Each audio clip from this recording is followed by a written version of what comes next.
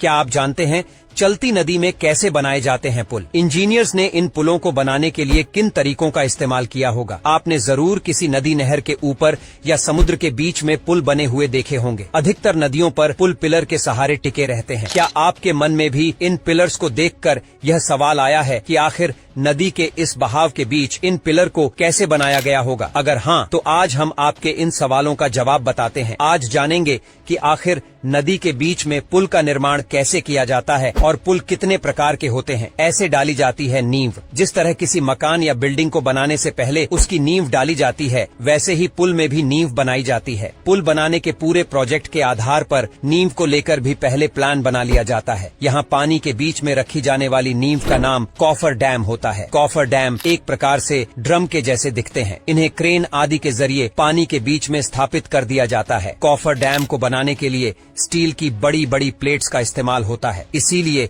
ये बहुत मजबूत भी होते हैं। कॉफर डैम आकार में गोल या स्क्वायर जैसा हो सकता है। यह पुल बनाने और नदी का बहाव आदि कई चीजों पर निर्भर करता है। कॉफर डैम ऐसे करता है काम। आपने मेलों में जो मौत का कुआं जरूर देखा होगा, कॉफर डैम उसी की तरह होते हैं। सीधे शब्दों में कहा जाए तो यह ड्रम की तरह होता है। काफी मजबूत होता है। इसे स्टील से बनाया जाता है। पुल बनाने के लिए कॉफर डैम को पानी के बीच में रख दिया जाता है। नदी में बहने वाला पानी आसपास से बह जाता है, पर इसके अंदर नहीं आता है। ये ठीक उसी तरह है जैसे किसी गिलास में एक स्ट्रॉ को रख दिया हो। इसके बाद इसमें भरे पानी को बाहर निकाल दिया जाता है, जिसके बाद कॉफर डैम में नीचे की मिट्टी दिखाई देने लगती है और फिर वहाँ पिलर बनाने का काम शुरू किया है। इंजीनियर इसके अंदर जाकर काम करके एक मजबूत पिलर बनाते हैं। पिलर बन जाने के बाद फिर ऊपर ब्रिज का काम शुरू होता है। गहरे पानी में अपनाया जाता है यह तरीका। जहां पानी ज्यादा गहरा होता है वहां कॉफर डैम के जरिए पुल नहीं बनाया जा सकता है। ऐसी जगहों पर पहले रिसर्च करके जमीन के नीचे कुछ पॉइंट बनाए जाते हैं। वहां की मिट्टी की जांच की जाती है कि वहां नीचे की जमीन